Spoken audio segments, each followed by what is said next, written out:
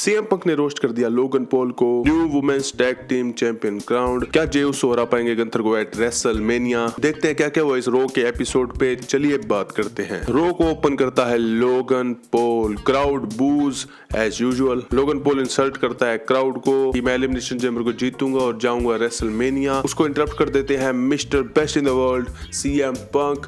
It's clobbering time. Logan Paul CM Punk को कहते हैं तू हमेशा आउटसाइड द रिंग फेल हुआ है, इसलिए शायद तू मुझे लाइक नहीं करता, तुझे मेरे से कोई प्रॉब्लम है। सीएम पंक कहते हैं कि मुझे तेरे से कोई प्रॉब्लम नहीं है, तू एक लाउड माउथ किड है जो चीजें करता है सिर्फ एक रिएक्शन के लिए। तेरे पास ना कोई बेटर कैरेक्टर है ना ही कोई सब्सटेंस, और क्राउड डिजर्व करता है बेटर। लोगन कहता है कि हमेशा फेसेस बदलते रहे हैं, stone cold, John Cena, CM Punk, और कुछ टाइम में ये लोग मेरा नाम भी चेयर करने लग जाएंगे। लोगन कहते हैं तूने रिटर्न किया, तू इंजर हो गया, तू प्रेशर को हैंडल नहीं कर पाया। सीएम पंक कहते हैं कि हाँ, नाम चेंज होता रहता है और उन्हीं नामों में मेरा नाम आता है लेजेंड्स की लिस्ट में, तुझे लंबे टाइम के लिए कोई याद नहीं रखेगा। सीएम पंक कहते हैं वो जीतेंगे एलिमिनेशन चैम्बर और कोडी को फेस करेंगे at WrestleMania. I am Saturn himself and you are nobody. Logan पर स्लैप कर देते हैं सीएम पंक को और भाग जाते हैं वहां से। सीएम पंक कहते हैं जब तू मेरे साथ केज में लॉक्ड होएगा एलिमिनेशन चैम्बर में, तब मैं तुझे दिखाऊंगा कि लोग मेरा नाम चीयर क्यों करते हैं। फर्स्ट मैच हमें देखने को मिलता है triple threat match between Ludwig Kaizer versus पीट डन वर्सेस पेंटा। मैच काफी बैक एंड फोर्थ चल रहा होता है। पेंटा लगा देते हैं इन्वर्टेड हरिकेन। पेंटा इस मैच में शाइन कर रहे होते हैं, काफी बढ़िया बढ़िया मूव्स मार रहे होते हैं, लेकिन पीट डन लगा देते हैं अपना फिनिशर बिटर एंड ब्रेक कर देते हैं पिन को लुडविग काइजर। फिर लुडविग काइजर को मैक्सिकन डिस्ट्रॉयर दे देते हैं पेंटा। पेंटा लगाने ही वाले होते हैं अपना फिनिशर टू पीट डन। लुडविग काइजर उन्हें रिंग से बाहर फेंक देते हैं और पीट डन पे लगा देते हैं अपना फिनिशर, और लुडविग काइजर जीत जाते हैं इस मैच को by pinfall. Ludwig Kaiser is underrated and he deserve. फिर हमें देखने को मिलता है New Day versus LWO. High flying action देखने को मिलता है। एलडब्ल्यू के दोनों ही बंदे El Toro and Joaquin Wilde दोनों ही बहुत अंडररेटेड हैं, बट एक्सेवियर वुड्स डिस्ट्रैक्ट कर देता है रेफरी को। न्यू डे लगा देते हैं double team finisher and wins this match by pinfall. फिर न्यू डे अटैक कर देते हैं एलडब्ल्यूओ को आफ्टर द मैच। ड्रैगन ले आते हैं सेव के लिए, लेकिन उनको भी कर देते हैं वो attack and New Day stands tall in the ring. Segment देखने को मिलता है जजमेंट डे, जिसमें फिन बैलर होते हैं एंग्री। वो डोम से एंग्री होते हैं कि वो मैच हार गए। डोम कहते हैं तुम भी अपना मैच हार गए थे सेथ रोलिंस से। फिर डोमिनिक कहते हैं शायद न्यू मेंबर को लाना चाहिए, पर फिन बैलर फिर से मना कर देते हैं। फिर लिव एंड रकेल आती है, वो कहती है हमारा जेड कारगिल वाले इंसिडेंट से कोई कनेक्शन नहीं है। असली में किया किसने अटैक जेड को? मेरे हिसाब से नायोमी। गंथर आते हैं रिंग में,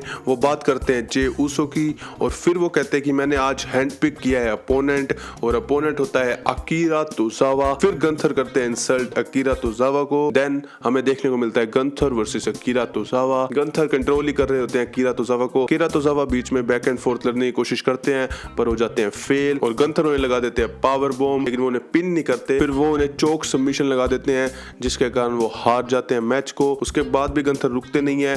फिर ओटिस बचाने आता है अकीरा तोजावा को। फिर ओटिस को भी वो सबमिशन में ले लेते हैं। फिर जे उसो आता है for the save and Gunther वहां से चले जाते हैं। फिर हमें देखने को मिलता है Dakota versus Lyra Valkyria for the women's intercontinental championship. काफी अच्छा मैच था। हमें देखने को मिलता है वर्टिकल सुपरप्लेक्स, काफी रोल अप, और ये वाला मूव जिसकी हम बात कर रहे थे पिछले हफ्ते, इसका नाम पता चल चुका है। माइकल कॉलिस का नाम बताते हैं कायरोप्रैक्टर। लायरा वोल्केरिया लगा देती है night wing and Lyra retains the intercontinental championship. But इसके बाद आईवी नाइल कर देती है उन्हें पीछे से अटैक, जर्मन सुप्लेक्स, और वो लगा देती है अपना finisher and Ivy Nile stands tall. Women's mid division is getting interesting. फिर हमें दिखाया जाता है Jackie Redmond promo with Sami Zayn. Sami Zayn कहते हैं वो केविन ओवेंस के घर गए थे, उनकी मॉम से बात कर रहे थे। वो कहते हैं ये मैच हमारा पिछले मैच से डिफरेंट होने वाला है, क्योंकि इस मैच में हमें नहीं पता हम किस चीज के लिए कैपेबल हैं, और वो केविन ओवेंस को कहते हैं ये वॉर होएगी and I hope you are ready. तो अनसैंक्शनड बहुत तगड़ा मैच देखने को मिलने वाला है, Sami Zayn versus Kevin Owens at Elimination Chamber. फिर हमें देखने को मिलता है डोमिनिक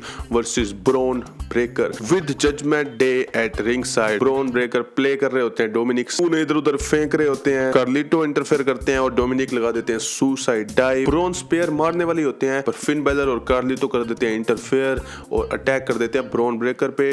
फिन बैलर चेयर लेने जाते हैं और पीछे से कार्लिटो को मार देते हैं ब्रॉन ब्रेकर स्पेयर। ब्रॉन और फिन का फेस ऑफ देखने को मिलता है, काफी इंटेंस लग रहे होते हैं ब्रॉन ब्रेकर। बैक स्टेज हमें देखने को मिलता है 4 रेडर्स अटैक कर देते हैं क्रीड ब्रदर्स को। उसके बाद रिंग में आते हैं कोडी रोड्स, वो अपनी फैमिली के बारे में बात करते हैं, डस्टी रोड्स के बारे में बात करते हैं, और वो ऑफर के बारे में बात भी करते हैं, लेकिन फिर उन्हें उन्हें इंटरप्ट कर देते हैं Seth freaking Rollins. Seth Rollins कहते हैं कि हम पिछले साल ब्लड लाइन लड़े थे, मैंने सब कुछ सेक्रीफाइस किया तुम्हें WWE चैंपियनशिप जिताने के लिए, और जब द रॉक तुम्हें ये ऑफर दे रहा था तुमने उसे थप्पड़ क्यों नहीं मार दिया। अगर तुझे WWE चैंपियनशिप भारी लग रही है पर मुझे इससे कोई दिक्कत नहीं है। फिर कोडी रोड्स कहते हैं कि तुम काफी जजमेंटल हो रहे हो, तुमने भी शील्ड ब्रेक करी है, तुमने बैक स्टेप कर दिया था, बट लास्ट ईयर तुम मेरी शील्ड थे और रेसलमेनिया 40 के तुम थे MVP।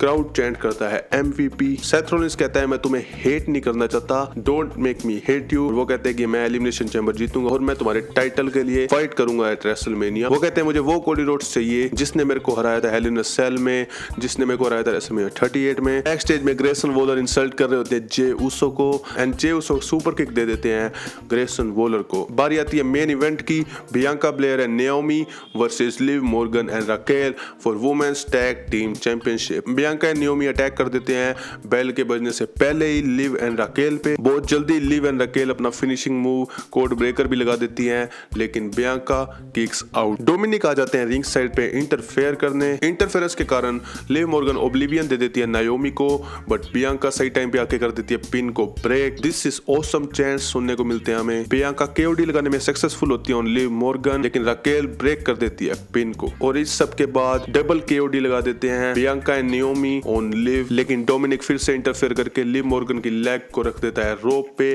जिससे हो जाता है रोप ब्रेक। बियांका डोमिनिक को मारने वाली होती है, लेकिन राकेल उसे अनाउंस टेबल पे पटक देती है। उसके बाद नाओमी मून शॉट लगाने वाली होती है लिव मॉर्गन को, और डोमिनिक रेफरी को कर देता है डिस्ट्रैक्ट, जिसके कारण राकेल नाओमी का हेड कॉर्नर पे मार देती है और लिव मॉर्गन कर देती है नाओमी को pin and they win come the new women's tag team champions. Amazing main event, amazing match. हमें ये नहीं पता लगा अभी जेड कारगिल को किसने अटैक करा है। मेरे हिसाब से एलिमिनेशन चैम्बर में पता लगने वाला है। यही था मेरा रो रिव्यू। अगर आपको मेरा वीडियो पसंद आया हो तो प्लीज लाइक कीजिए, कमेंट कीजिए और शेयर कर दीजिए अपने रेसलिंग फैंस के साथ। सब्सक्राइब कर दीजिए चैनल साइल टॉक्स। मैं मिलता हूँ आपको नेक्स्ट वीडियो में। राधे राधे।